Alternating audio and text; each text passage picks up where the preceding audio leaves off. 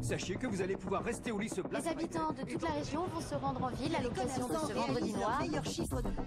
Avec plus de 140 plus de 9000 magasins à partir de ce vendredi, plusieurs millions de dollars en espèces et de la révolte. Découvrez des promos à tomber dans tous nos magasins. Avec plus de 140 millions d'Américains attendus en magasin. Cette année, la saison de la grippe va commencer. Cette maladie semble être une variante inconnue de la grippe, ce qui a surpris de nombreux experts. Restez avec nous pour plus d'informations. Nous reprenons notre flash spécial. Plusieurs cas de variole... Une épidémie de variole constitue un scénario bien Et rodé. des unités de la garde nationale se dirigent vers un hôpital du... La variole représente une menace Plus que le réelle. sida, plus Que les qu'Ebola. stocks de vaccins ne Que soient les pas choses soient suffisants. claires. Il n'y a aucune raison de paniquer. Une ville tout entière coupée du Désormais reste du connue monde. sous le nom de Poison Vert, Central Park a été transformé en fausse Il y a des commune. ruptures de courant, des fuites de gaz, des incendies. Et le gouvernement ne semblait pas avoir les ressources disponibles. Nuit de pillage. Les habitants de New York aux abois... Ils étaient où les flics? On a un incendie au croisement de Houston et Nos secouristes sont soit morts, soit ils essaient d'assurer la sécurité de leurs Comme proches. des animaux. C'est pas notre boulot, on n'a pas été formés pour ça.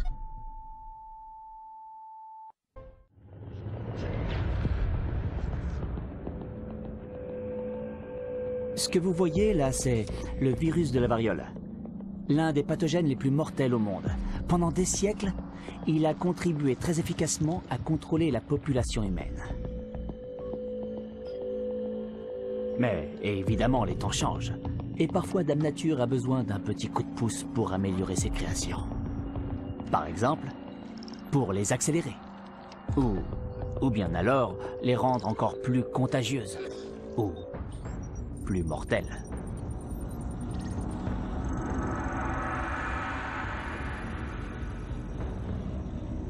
Je n'ai pas développé cette approche tout seul.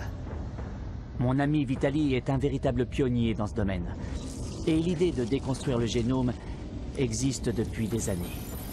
Vous voyez, après avoir numérisé l'ADN du pathogène, nous l'avons rendu mutable à l'infini.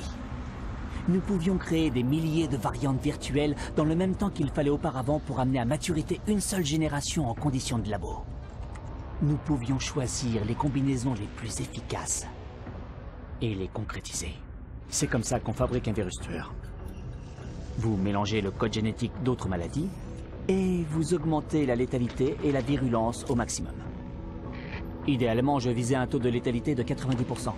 Je ne suis pas sûr que mon poison vert l'atteigne, mais honnêtement, ce n'est qu'un détail. Tant que la majeure partie de l'humanité disparaît, la planète garde une chance de s'en sortir. En théorie, c'est la technologie qui tue la planète. Mais le véritable problème, c'est que la cupidité est le moteur de la technologie. Sauf qu'il s'est passé quelque chose d'amusant avec toutes ces cartes du génome et ces belles imprimantes 3D. Quelqu'un s'est rendu compte que ces technologies pouvaient être utilisées à meilleur escient. Moi. Maintenant, mon virus va faire ce que la nature a toujours fait. Décider de qui doit vivre ou mourir. Et s'il décide que je dois mourir, je mourrai. Mais si c'est le cas, je ne serai pas seul. Il aura suffi d'une sélection naturelle de pointe et d'un soupçon de manipulation génétique contre nature. Ce ne sont que des données après tout. La vie n'est qu'un agencement de données. De la même manière que j'ai pu agencer le génome de la variole sur mon ordinateur. Et qui peut affirmer que ce n'est pas ce que la nature souhaite? Alors, si par miracle vous survivez au poison vert, c'est qu'elle a décidé que vous méritez de vivre. Quant aux autres, non, aucune chance. Alors mes amis, rendez-vous en enfer.